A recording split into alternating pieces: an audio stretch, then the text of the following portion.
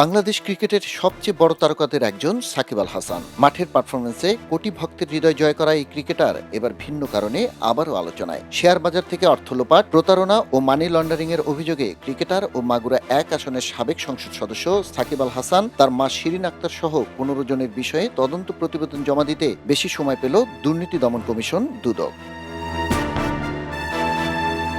আজ ছিল তদন্ত প্রতিবেদন জমা দেওয়ার দিন। তবে তদন্ত শেষ না হয় আদালতের কাছে আরও সময় চেয়েছে দুদক। সে আবেদনে সাড়া দিয়ে ঢাকা মহানগর জ্যেষ্ঠ বিশেষ জজ আদালত আগামী ২৭ জুলাই নতুন দিন ধার্য করেছেন। সাকিব ও তার মা ছাড়াও এই মামলার অন্য আসামিদের মধ্যে রয়েছেন সমবায় অধিদপ্তরের উপনিবন্ধক আবুল খায়ের, তার স্ত্রী কাজী সাদিয়া হাসান সহ আরও কয়েকজন সংশ্লিষ্ট ব্যক্তি।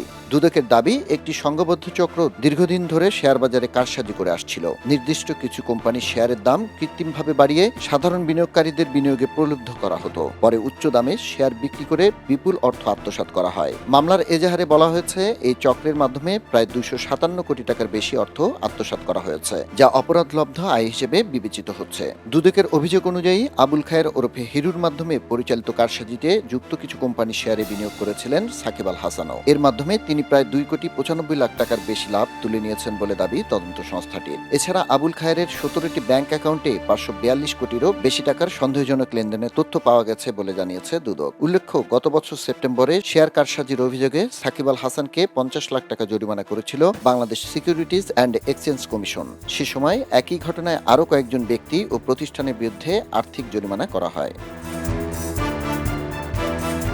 বাংলাদেশের ক্রিকেট ইতিহাসের অন্যতম সফল ক্রিকেটার সাকিব আল হাসান ২০২৪ সালের নির্বাচনে সংসদ সদস্য নির্বাচিত হওয়ার পর রাজনৈতিক অঙ্গনেও আলোচনায় আসেন। তবে সে বছর ৫ই আগস্ট সরকার পতনের পর থেকে তিনি দেশের বাইরে অবস্থান করছেন।